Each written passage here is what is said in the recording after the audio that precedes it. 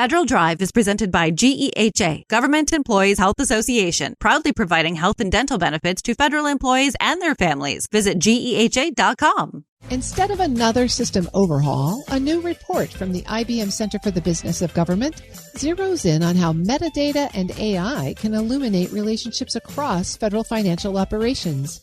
That added visibility, the research argues, could help agencies spot improper payments and fraud much earlier in the process. Here to walk us through the key insights is Executive Director of the IBM Center, Dan Chenok. Dan, it's great to have you on the show. Thanks for joining me. Great to be here, Terry. You've got a new report out, and it deals with federal financial oversight. What are the core issues you were trying to address with this report? So in the analytics that are used to oversee agency spending, and I saw this as a federal official at OMB, and now also as sort of an industry partner and research official with the IBM Center. There is a set of processes that are longstanding, enshrined in law and policy, that don't necessarily bring in as a natural act modern technology and the use of analytics to understand patterns and be able to detect where there can be opportunities for better service and faster delivery, and where there are opportunities to detect problems and anomalies that may indicate fraud, waste, and abuse. And so there are several points at which that can occur.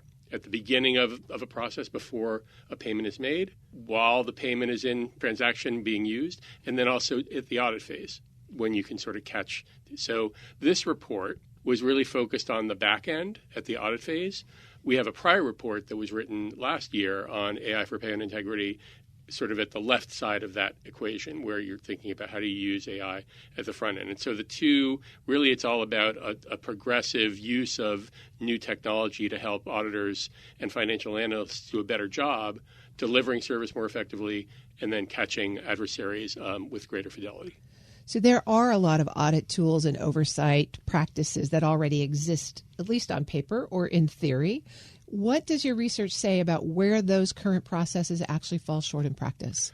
Yeah, so I think it's, again, that the tendency is to continue to do things the way we did before, because that's how law, policy, and culture are aligned in agencies. And chief financial officers, many of them put a great deal of effort into their clean audit process.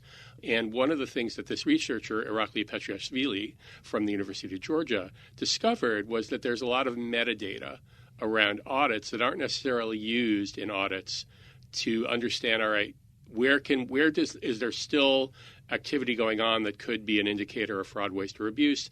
And then how do we use that metadata and then apply some machine learning and artificial intelligence to it to analyze that and to determine where those problems might be? So the current techniques are generally sampling techniques. The metadata applies to all information in a data set. And he actually did an experiment that he talked about in the report, where he ran through, if you applied AI, what types of fraud could you find, and found that there was a lot to be gained from this additional tool in the toolbox. Well, government financial managers and auditors tend to be some of the most risk-averse people you'll ever meet at a cocktail party. So how do you get them to think positively about the deployment of AI in something that is so essential as a clean audit? Yeah, it's interesting. We've had a number of financial analysts and CFOs and audit folks from GAO and from the IG community participate in a number of our sessions that preceded this report and then in the research that led into this report. And they are all interested in how do we take advantage of this new technique. So we haven't seen that they are necessarily, wanting to remain in sort of technology approaches of the past. It's that they haven't had the research to show them how to do it. And that's this report, the prior report, some of the roundtables we've done, some of the work the GAO is driving on this, really important, some of the work that Linda Miller and her organization, the Program Integrity Alliance, is doing. So there's, I think, a recognition across the financial management community that the opportunity is now here to bring in these modern technologies and drive better results than they could have had before. You mentioned up front that this community is governed both by practice and rules, but also by culture. Are there changes to practice, rules, audit standards that would have to be made in order to encourage the adoption of AI for this purpose? So I think that you could adopt AI and machine learning and use metadata at all stages of the financial management process, before a payment is made, as the payment is being processed, and then at the audit phase today.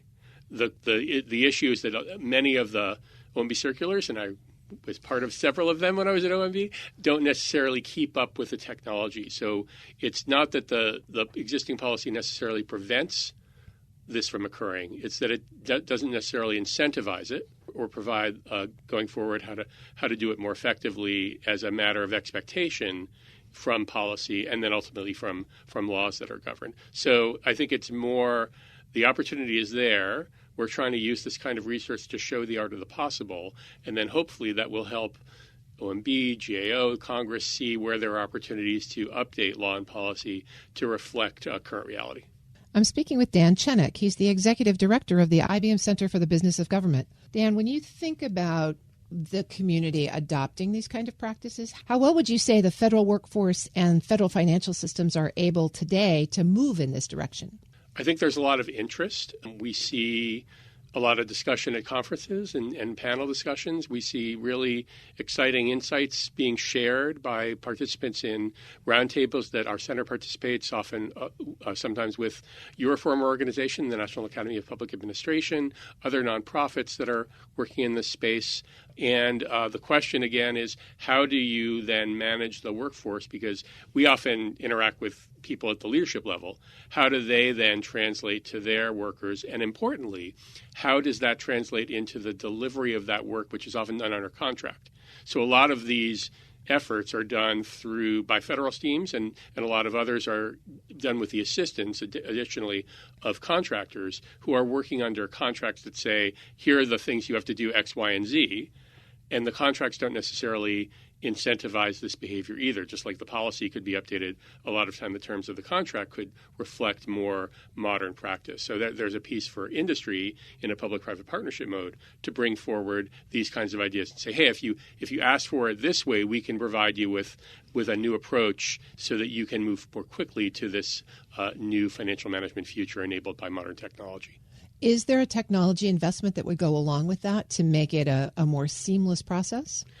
So that's where you see a lot of sort of government modernization, some of the work that's done being talked about now, including last week's memorandum from OMB on CIO authorities under the Federal Information Technology Acquisition Reform Act, FITARA, to try to enable more modernization to occur. So there's, if you think from a technology perspective, there's the government platforms that are sort of the infrastructure. There's the applications that are basically where a lot of the software, the artificial intelligence rides that rest on those efficient platforms. And then there's the data that are kind of made clearer to analysts. And by the way, also enable the public to have a better experience. So we've been talking a lot about how do you catch adversaries. A lot of this technology can also ensure that benefits go more quickly to the right people, because the vast majority of citizens, businesses, state and local governments are, trying to do the right thing. They don't always have perfect information. They don't always understand exactly what their obligations are. And so all of this can, in addition to helping the workforce deliver a program, help deliver a better experience with better results for the public. Well, the president has now stood up his anti-fraud task force led by the vice president. It feels like this would be a key piece of things that they might look at. How are you hoping that they pick up the recommendations in this report? So we're looking across the board at all of the elements of government, the task force, members of the task force, the Chief Financial Officers Council, the Council of Inspectors General, Government Accountability Office, Hill staff, nonprofits who work.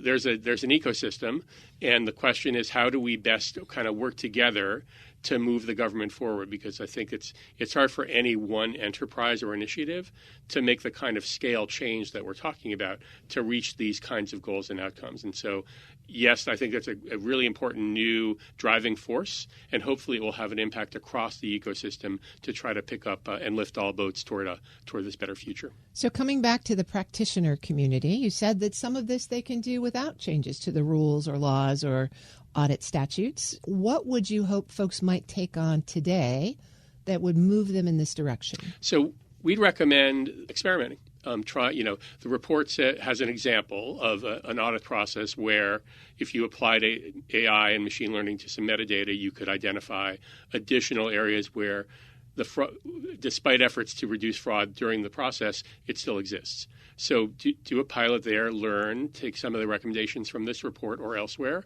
put them into practice, and then also focus on the left side of that equation again, sort of use AI at the point of payment and before to understand who's applying for a benefit. Let's make sure that we're getting the right money to those people. Let's use these types of machine learning approaches to identify processes and bottlenecks. There's been a lot of progress in this arena in a number of benefit programs, including at VA, at DHA and the Defense Health Affairs, even in some health agencies on the civilian side like CMS, and even for tax modernization in terms of applications. So there's a lot of different examples where agencies have really get great credit for starting these kinds of pilots. And then the question is, how do you scale into production operation?